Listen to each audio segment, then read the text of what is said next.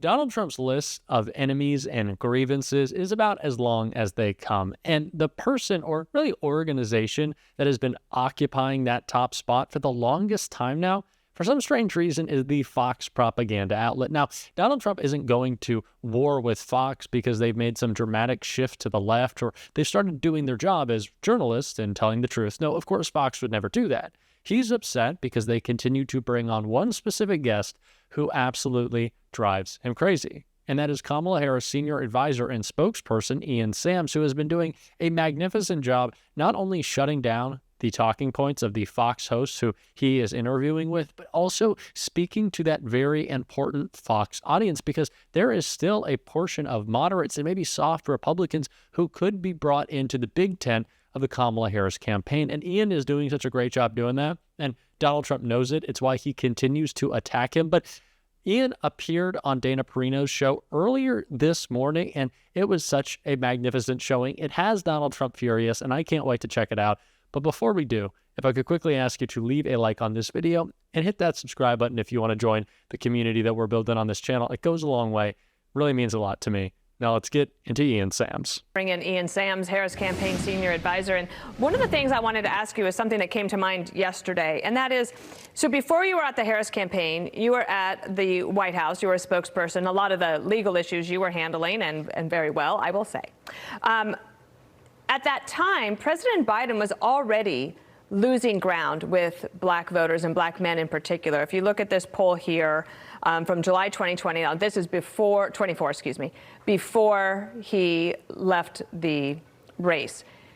He won in July of 2020 by 64 points, but then in 2024, it was only by 42 points. Were you aware of that slippage of support from black men at that time before Harris took over as the nominee?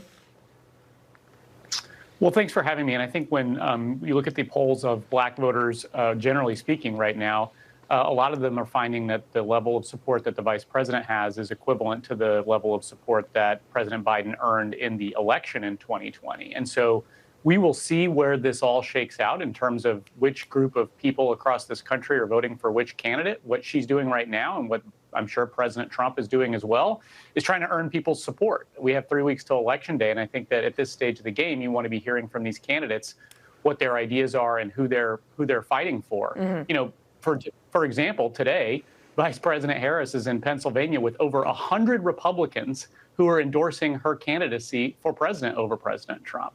At the same time that President Trump did his Fox News town hall today, doubling down on the idea that his fellow Americans are the enemy.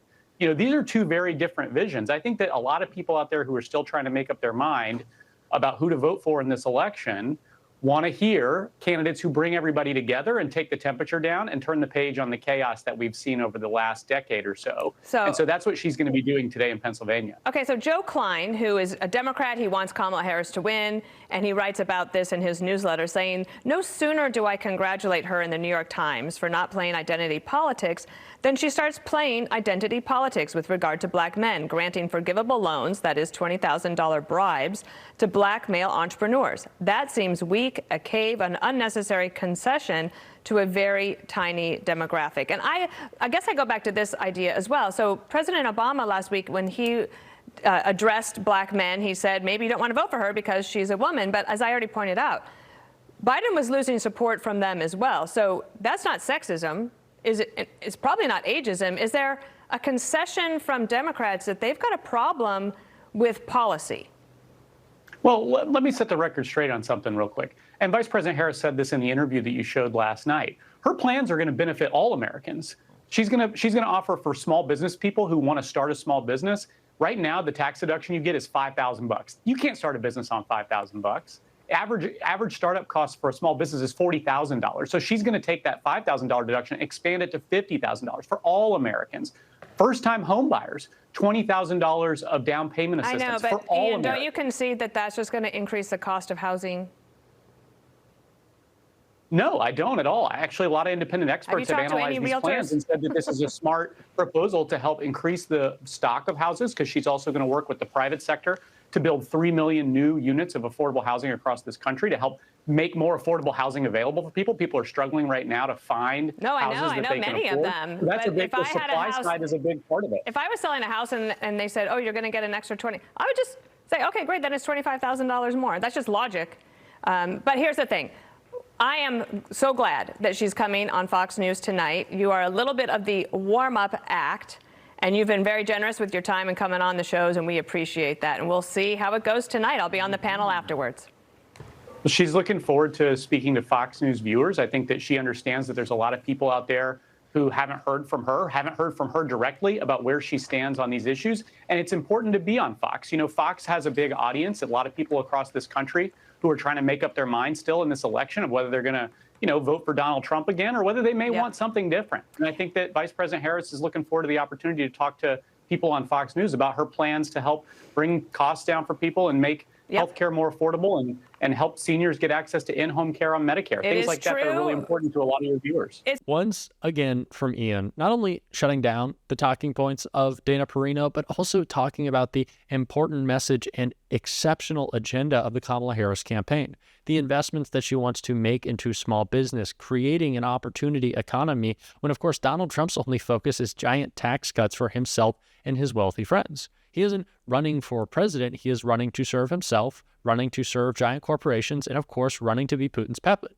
We know this. This is what we talk about every single day because it is the truth. He is not doing anything but trying to help himself out. It's what he's always done throughout his entire life. And it's the reason why he's so mad at Fox for allowing Ian Sams to go on, because he expects them to be serving him all the time. And even when they are funny enough, like we saw this morning during Donald Trump's town hall, even when Fox is holding his hand and trying to help him out, Donald still finds a way to screw himself over, as we saw right here when he was asked about abortion during his Women's Issues town hall.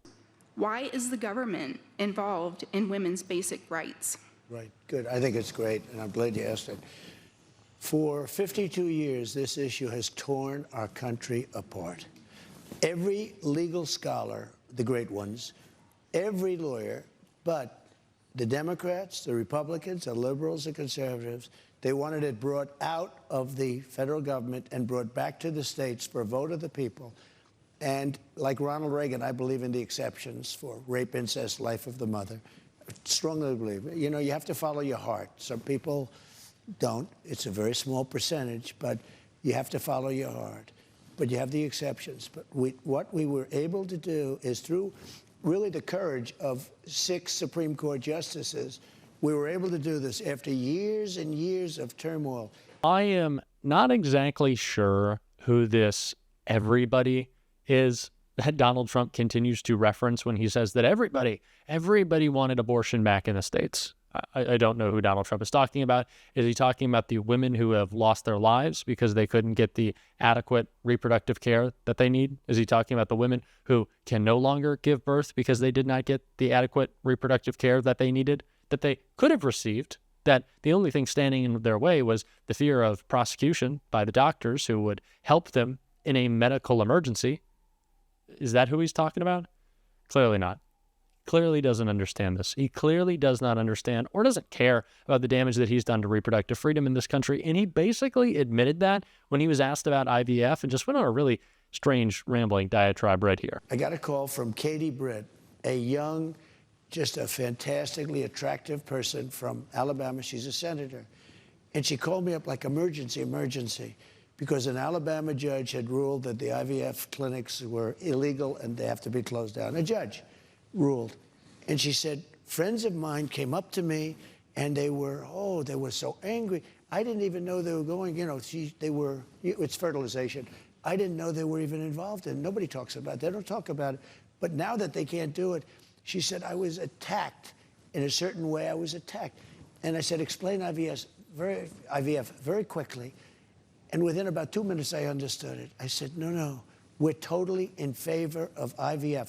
I came out with... So, first of all, he admitted he knows nothing about IVF, or at least didn't until a couple of months ago. And he's been saying this, and we always point it out in his rallies. He goes, IVF, we love IVF, don't we? A lot of the guys, they don't know what IVF is, which whenever Donald Trump says a lot of people don't know X, We call it X. Any of those statements that he makes, it's really just an admission. And of course, now we know it's true that he doesn't know what he's talking about, or he just learned about something. Donald Trump decides that he's going to call himself the father of IVF, and the Republican Party, who have tried to ban IVF, they're the party of IVF. The lying, the gaslighting, it never stops. This campaign has become one of slogans and zero substance. It's why Donald Trump is working his way down every list of possible tax cuts he can, promising no tax on tips, no tax on Social Security. Next, it's going to be no income tax, things he doesn't know how to pay for or wouldn't actually implement, but he's just trying to win votes because he knows, once again, he's not running for president. He's running away from prison. And that is why he is continuing to melt down, and not even Fox can save him from doing so. Funny enough, their propaganda network don't seem to be too great at it right now. Maybe it's just because he is in such cognitive collapse, but we are going to continue to call out that cognitive collapse every single day on this show. And if you want to support that, as always, you can hit that subscribe button. You can leave a like on this video. And if you stuck around to the end, you can drop a blue heart in the comments. And until next time, I'll see you soon.